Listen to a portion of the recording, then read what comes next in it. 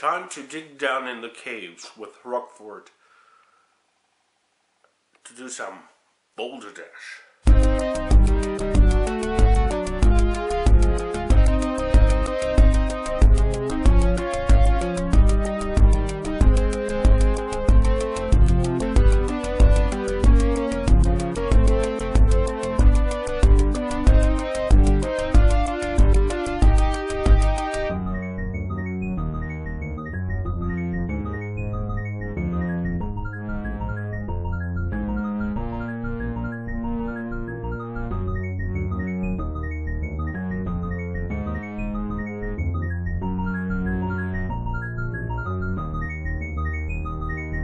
RetroKork.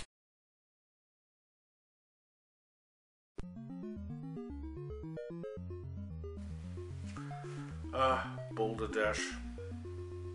In this game you portray Rockford, the miner who's digging for diamonds and, well, he's also looking for the exit. Rockford can dig through dirt and he can push boulders around, as well as he can pick up diamonds, of course.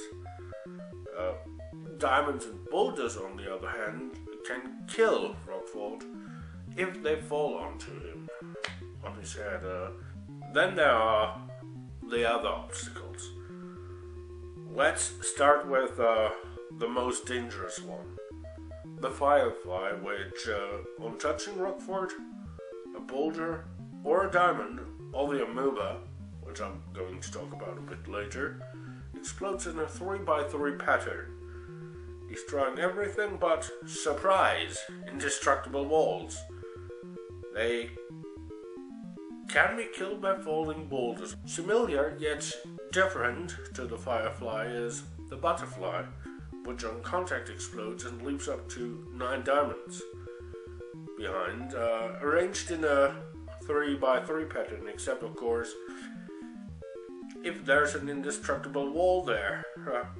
They too can be killed by a falling boulder. The amoeba is quite random in its growth because that is irregular. It doesn't go at a steady pace.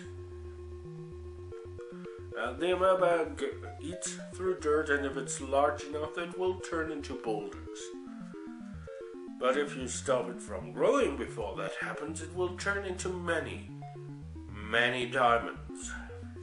Then there's the magic wall, which up to a point will convert boulders to diamonds and vice versa, if there's empty space below it.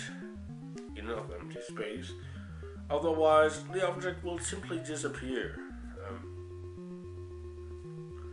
The walls, as you may have noticed, come in two varieties: indestructible walls and destructible walls. The destructible walls can be blown up by using fireflies or butterflies, while the indestructible walls cannot.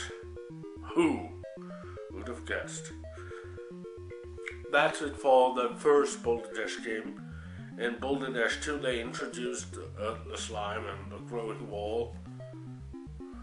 But let's stick to the first one, okay? After each set of caves, consisting of 4 caves each, there's an intermission, basically a logical puzzle, which you have to solve to continue. But wait, you can choose each set of caves in the main menu, so why bother? Not to mention that there's a problem, because, you see, the third intermission relies on timing, and since the European PAL Commodore 64s run at a different speed than the NTSC American ones, well, the third intermission is unbeatable in Europe. This game, by the way, was made available for many different platforms, including the Game Boy and the NES in 1990, the Game Boy Advance as Boulder Dash EX in 2002, and modern PC gaming. It also had a Euro-Australian release for the DS and maybe even one for the Apple iOS as Boulder Dash Rocks. Oh, and it had a release on both US and European Wii Virtual Consoles. And maybe I missed a few releases, by the way.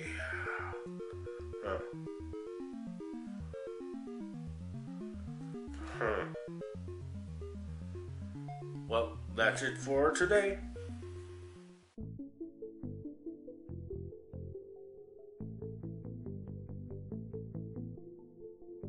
Next time we'll go to school.